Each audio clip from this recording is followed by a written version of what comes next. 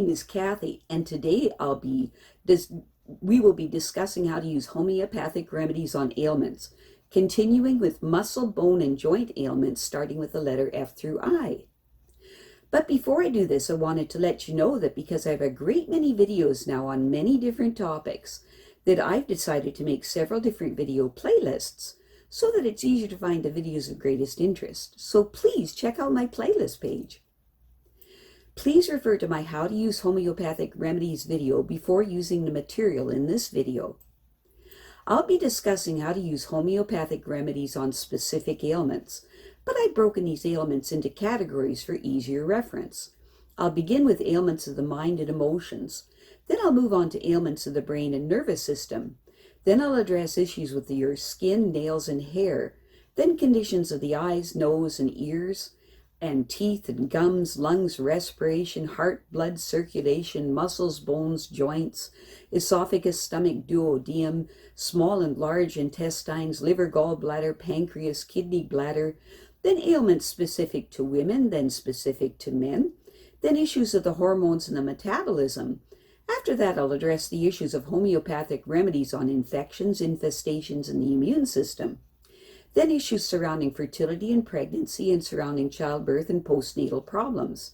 Then homeopathic remedies that address special problems in infants, ailments and diseases in childhood, and special issues of adolescence. And finally, special issues of the elderly. Constitutional treatment involves treating the totality of the individual person. Everyone is a unique individual with a unique physiology that responds to substances differently. In homeopathy, it is recognized that people react strongly to certain remedies, and as a result of this, they can be loosely placed into different categories called constitutional types. Homeopaths talk of, for example, phosphoric types. These are people who react strongly to phosphorus, or arsenicum album types, those who react strongly to arsenicum album. The belief is that people of one type share similarities in terms of body shape, character, and personality, and the sorts of diseases from which they suffer. As an example, nature-mirror people tend to be pear-shaped, have a dark complexion, be fastidious and rigid in personality, and keep themselves to themselves. And they also they have a craving for sweets and a propensity to produce intestinal gas. Now, of course, constitutional types have their limitations. In reality, each person is an individual, and so there are as many constitutional types as there are human beings. And an account must be taken of the sum total of the person's inherent predispositions, past illnesses, diet, general reactions to the environment, intellectual and emotional features, and general attitude towards life. This is what is meant by constitutional treatment. Now, I'll be making detailed videos of the various constitutional types after I've completed the use of homeopathic remedies on ailments. The ideas, procedures, and suggestions in this video and all my homeopathic videos are not intended as a substitute for the medical advice of a trained health professional. Consult your physician before adopting the suggestions in this video. If you're pregnant, do not attempt these techniques without the approval of your physician. So let us continue with learning how homeopathic treatments can help with muscles, bones, and joint ailments, starting with the letter F through I. The body is a wonderful system of bony levers and casings bound together by ligaments and moved, supported, and protected by muscles. Where bones meet, there are joints. Most joints are enclosed in a sleeve or capsule of tough fibrous tissue lined with cells that secrete a special lubricant, the synovial fluid. The ends of the bones themselves are covered in a special kind of cartilage called hyaline cartilage, which is smooth and tough and nourished by the synovial fluid. The fluid and the smooth articulating surfaces of the bones ensure friction-free movement. The largest synovial joints in the body occur at the shoulders, elbow, hip, knee, and between the pelvis and sacrum. There are other kinds of joints too, although these occur in lesser numbers. The weight-bearing surfaces of the vertebrae, for example, are separated by discs of fibrous cartilage, with a tough outside and a softer inside. The vertebrae stack up each other, separated by the shock-absorbing discs.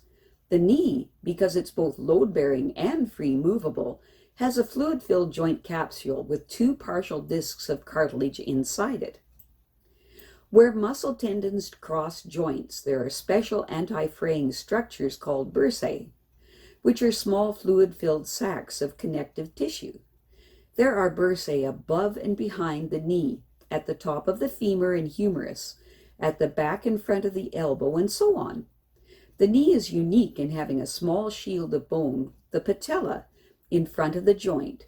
Without it, kneeling would be impossible, and the tendon of the quadriceps at the front of the thigh would soon wear through or get nipped in the joint as the knee straightened. Every joint in the body has its own range of movement. The shoulder has the greatest, followed by the wrist, the head and the neck, and the hip. Healthy ligaments check joint movements, keeping it within stable limits. Healthy muscles, whose inelastic tendons insert into bone close to the joints they move, also keep joints within stable limits. An extra mobile joint, therefore, is not necessarily a healthy one. A hypermobile joint in the spine, for example, usually means that other vertebrae joints are not as mobile as they should be. If muscles are weak, giving little stability or protection to a joint, the task of stabilizing and protection falls entirely on the ligaments and the joint capsule itself. Unlike muscles, ligaments and joint capsules have no contractile powers. They can only stretch. With traumatic or habitual strain, the joint becomes inflamed, causing stiffness, pain, swelling, and loss of mobility. It may even dislocate, becoming useless because the fulcrum against which the muscles exert their leverage has fallen apart. If trauma is sudden and severe, ligaments tear, tendons rupture or rip away from their bony moorings, muscle fibers break, and bones fracture.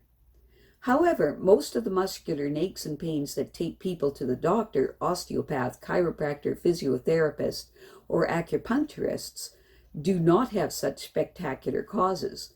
They are the result of poor posture, depression, anxiety, occupational demands, lack of exercise, and the slow process of aging.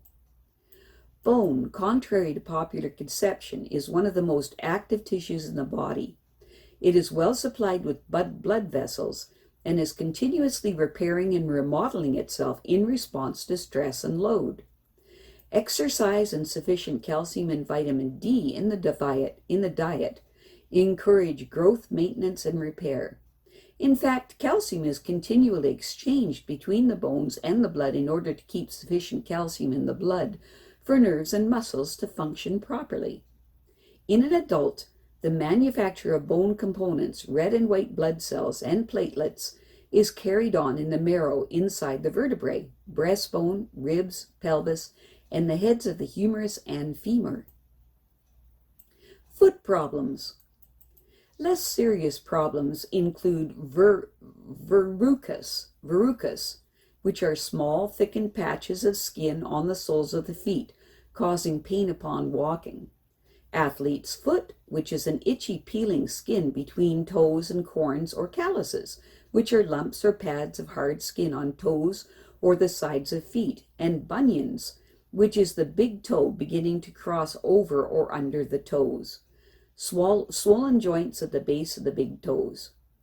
General pain and tiredness in both feet, made worse by prolonged standing, may be the result of fallen arches or being overweight.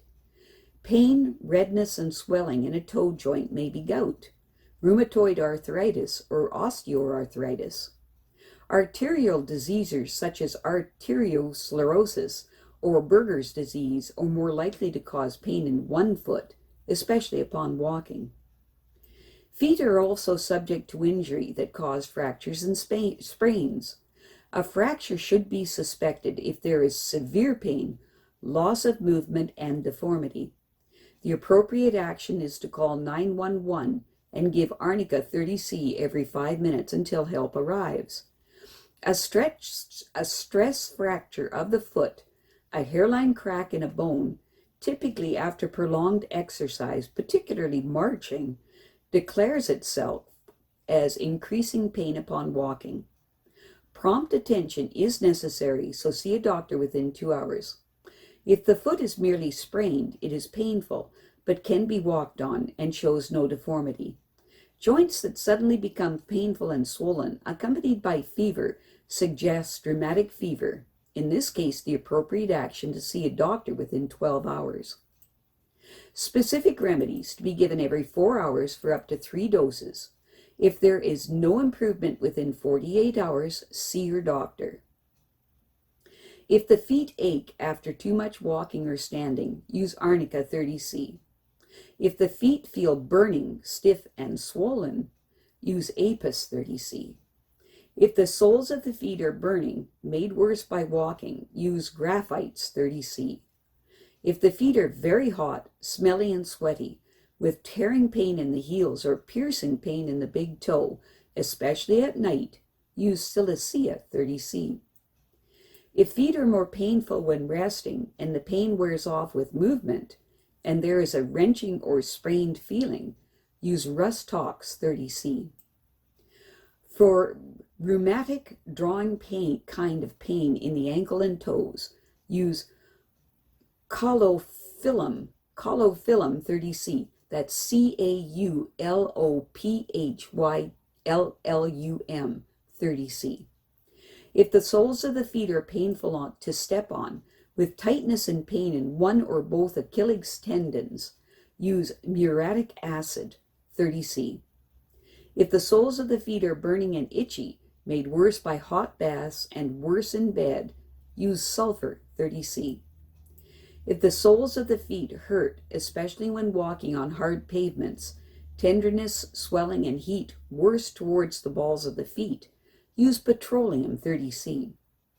If the soles of the feet are sweaty and painful, as if walking on pins, use Nitric Ac 30C. Ganglion. Ganglion is a small swelling in a joint capsule or in a sheath around a tendon. The swelling is filled with a jelly-like substance that may be soft or quite firm. This condition is harmless and usually painless, and most common on the wrist or upper surface of the foot. If such a swelling develops, see your doctor to make sure it's nothing serious. Surgery is seldom advised, as ganglia tends to recur and sometimes disappears of its own accord. Specific remedies to be taken 4 times daily for up to 7 days. If ganglia is in the tendons on the inside of the arms or wrist, use Ruta 6C. If ganglia is associated with a strong smelling urine, use benzoic acid 6C. Infective arthritis. Infective arthritis. Infective arthritis is a rare form of bacterial infection causing swelling, pain, and redness in a single joint and fever. The bacteria may invade the joint through a wound or from an infection nearby, or be carried to the joint through the bloodstream. Prompt medical attention is necessary to prevent the joint from becoming permanently stiff. So, see your doctor within 12 hours to have the fluid drained off, and antibiotics will be prescribed. Specific remedies to be taken every hour for up to 10 doses while medical help is being sought. If the infection comes on suddenly with a high fever, pain, and the person is very apprehensive, use Aconite 30C. If the joint is swollen and painful, aggravated by the slightest movement, and sensitivity to the slightest touch, use Bryonia 30C. If there's a high fever and delirium, and the slightest jarring to the joint causes unbearable pain, and the person has a red face and staring eyes, use Belladonna 30C. If the joint is swollen with pus, at this late stage antibiotics are essential. And extremely sensitive to drafts or slightest pressure, use Hepar Sulph 6C. I have a great many videos now on many different topics, so I've decided to make several different video playlists so that it's easier to find the videos of greatest interest. So please check out my playlist page. Well, that's it for now. To stay up to date with my latest videos, make sure to subscribe to this free YouTube channel by clicking the red subscribe button right below this video. Take care.